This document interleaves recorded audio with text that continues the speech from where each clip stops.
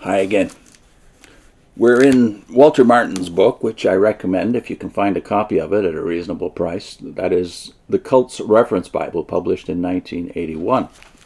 If you can find it, or even if you can't, I also advocate, maybe even more strongly than this particular King James version with footnotes, The Kingdom of the Cults and its updates since Martin's death in the late 1980s. It's been updated several times. Get the latest edition if you can. This is the 1985 edition, and it does a good job, but in the case of the cults, the ground changes fast, so get the latest edition you can at a reasonable price. Here's what Martin has to say about the Rutherford era.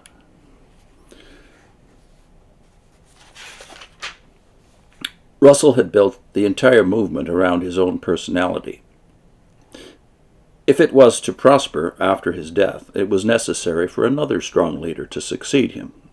This was accomplished in January 1917 when Joseph, so-called Judge Franklin Rutherford, the Watchtower's legal counselor, was appointed the organization's new president. Rutherford, who lived from 1869 to 1942, thoroughly organized the movement, and due to him, more than anyone else, the Watchtower Society has grown to be the worldwide threat to orthodoxy that it is today. In addition to being a capable administrator, Rutherford was also a prolific writer. He wrote over 100 books and pamphlets, of which more than 300 million copies were printed. In addition, his thundering voice could be heard over radio programs and phonograph recordings condemning Christendom and promoting Watchtower doctrine. He displayed utter contempt for all other religions, or organized religion, as he called it, labeling it a racket and crediting the devil with its inception.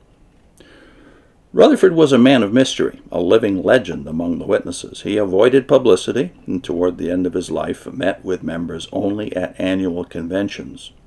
Like Russell, he was a compelling speaker. As Rutherford's popularity grew, he asserted his authority forcefully. Soon after his election, he deposed 4 board members who had sought to establish the board as the governing force within the society. Throughout his presidency, Rutherford would purge any who posed a threat to his absolute power. This, combined with his departure from strict Russellism, resulted in the formation of a number of splinter groups.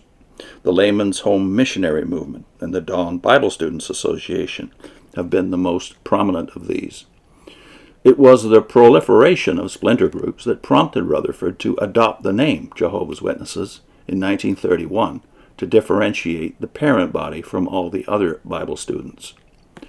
Rutherford replaced the democratic form of government in the local churches with an authoritative, hierarchical form with himself, the president, on top. By design, this caused a number of Bible students to leave, with only those who were submissive to Rutherford's leadership remaining. By 1938, the theocracy was in full operation, as every congregation was brought under the Brooklyn headquarters' control. Unlike Russell, Rutherford left the society in a state of organized self-perpetuation. The judge laid the groundwork for his deviations from some of Russell's tenets by first emphasizing that society is that faithful and wise servant of Matthew 24:45 rather than just Russell, and that servant was to bring forth meat in due season. That is, light would continue to increase as Armageddon drew nearer. For this he also cited Proverbs 4:18, the path of the just is as the shining light that shineth more and more unto the perfect day. Those Russellites who would not follow Rutherford in his departures from strict Russellism, he branded as the evil slave class, which he claimed to be the fulfillment of Matthew 24:48-51. This class is held in even greater contempt than Christendom. They are considered hopelessly lost, and no witness is permitted to have anything to do with them because they knew the truth and became willfully disobedient to God's appointed channel, the Watchtower Society. Rutherford's new meat brought some major shifts in emphasis. He initiated the emphasis upon the name of Jehovah and the vindication of his name being the supremely important mission of his witnesses. He emphatically challenged some of Russell's favorite beliefs, such as his view that the Great Pyramid of Gizeh is a Bible in stone. constructed on the inspiration of God and containing important chronological information concerning the end times. However, despite the changes that Rutherford made in the organization, the foundational heresies of Russellism remained intact. Rutherford's effectiveness as the second president of Jehovah's Witnesses did not prevent a number of people from becoming thoroughly disillusioned with him as a man, not to mention a supposed leader of God's people. One of these was Olin Moyle, who had served as the Society's legal advisor without pay for 4 years and was a sincere follower of the Society's teachings. So sincere was Moyle, in fact, that his first-hand observation of Rutherford's presidency disturbed him deeply enough that he submitted a letter of resignation to Rutherford on July 21, 1939. Although his own relationship with Rutherford was in good standing, he tendered his resignation as the Society's counselor in protest of Rutherford's unfair and unjust conduct. In response, Rutherford disfellowshipped Moyle and launched a nationwide smear campaign against him, utilizing the Watchtower. For this, Moyle sued Rutherford and the board of directors for libel and won, receiving a settlement of $15,000. Typical of the Society's leadership throughout its history, Rutherford had a penchant for stirring up enthusiasm by prophesying that the millennial reign would arrive within a short period of time.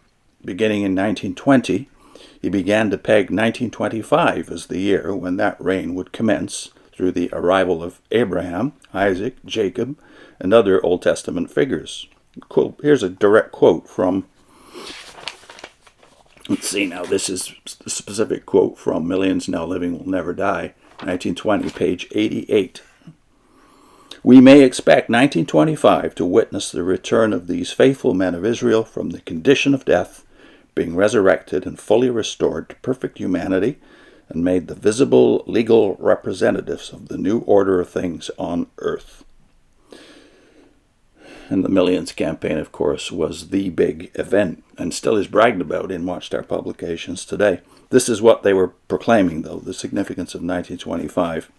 Martin goes on, when 1925 failed to bring these things, it was, as the Watchtower publication Divine Prediction put it, a year of great trial to many of Jehovah's people, and many of them left the Society.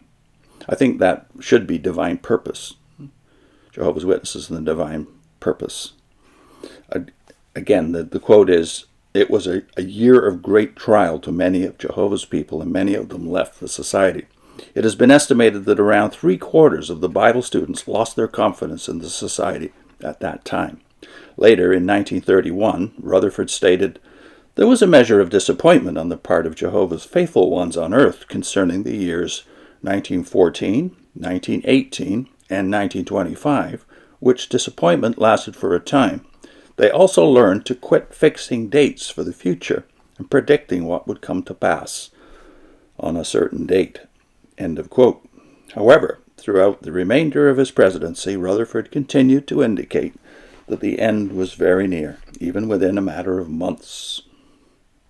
That would be shortly before he died after World War II had broken out. Next time, the presidency of Nathan Noor.